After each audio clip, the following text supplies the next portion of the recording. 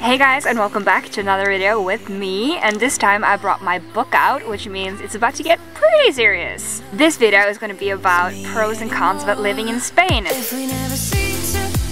been living here for a month now, so I've gathered some information, put it on my book, and I'm ready to share it with you. So since I'm a pretty positive girl myself, I'm gonna start with all the pros about living in beautiful Spain. The first one is animals.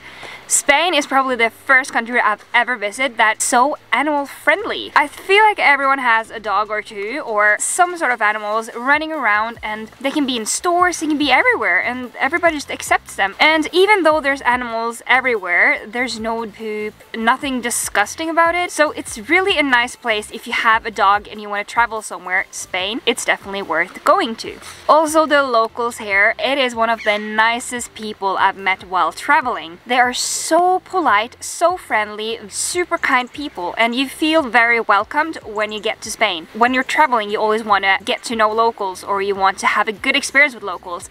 Spain will definitely give you 10 out of 10. In my opinion, I think public transport in Spain is pretty nice, to be honest. You can book your tickets online, so you don't have to pay with cash on the bus. You will get pretty far from pretty cheap. You can take a bus ride for 2 hours and it will cost you 6 euros. You have Uber, you have taxis, you have something called BlaBlaCar, which is so cool.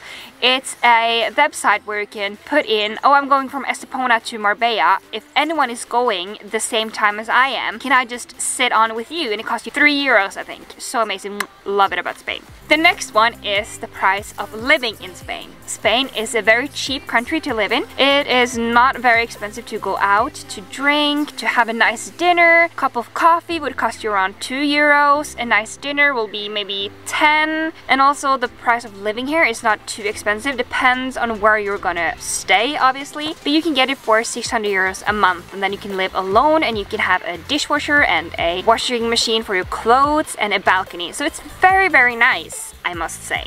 The last one on the list about living in Spain is the safety, and it's very safe here, although you have to be careful for pickpockets, but that's kind of like in every country. It is the 5th safest place for women to travel alone. So if you're a guy, it will be even safer, but for women, it's a super nice place to either travel or live. Okay, so let's flip it around and start with some of the cons. In Spain, they talk Spanish, and a language barrier is something I've been struggling so much with because they don't really speak a lot of English and they would rather speak Spanish. So if you're gonna move to Spain, please know the basics like thank you, no thank you, cash card, I want a bag, where's the supermarket? You know, learn a little bit because they do prefer to speak Spanish and not everybody knows how to speak English. So language barrier is definitely going to be one of the cons. And then customer service. Their lifestyle is pretty chilled and laid back, so that really affects the customer service, especially if you come from countries like US where it's are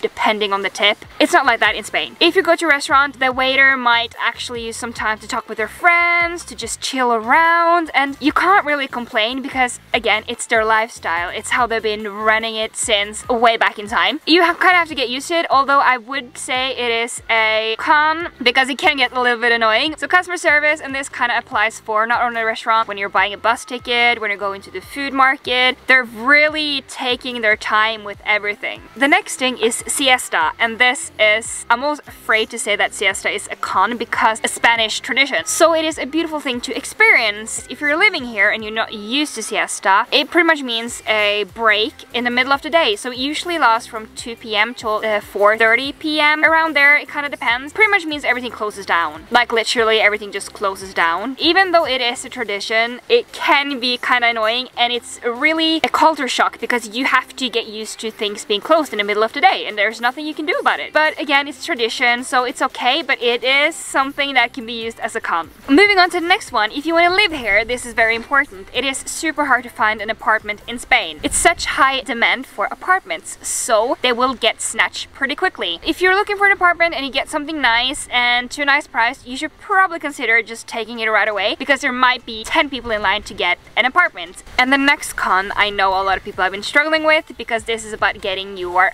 government paper, your tax paper fixed in Spain. If you've done this, I know you're gonna laugh because this is super hard. To register as a person living living in Spain, I guess you could say. It is very messy and a lot of trouble. Again, as I said, with language barrier, this really comes into the role because they don't really speak a lot of English, which makes the paperwork so much harder. It might take you a long time because the system is not very good. So when you're here, just prepare for it to maybe take you up to like 3 months. It did that for my friend. So please be patient and just try to get it as quickly as possible. But it is something to keep in mind when you're moving down here. But anyways, these are just some few pros and cons to consider before moving to Spain. Definitely a place I would recommend staying or living in. I hope you liked this video, and if you found it useful, please give it a like.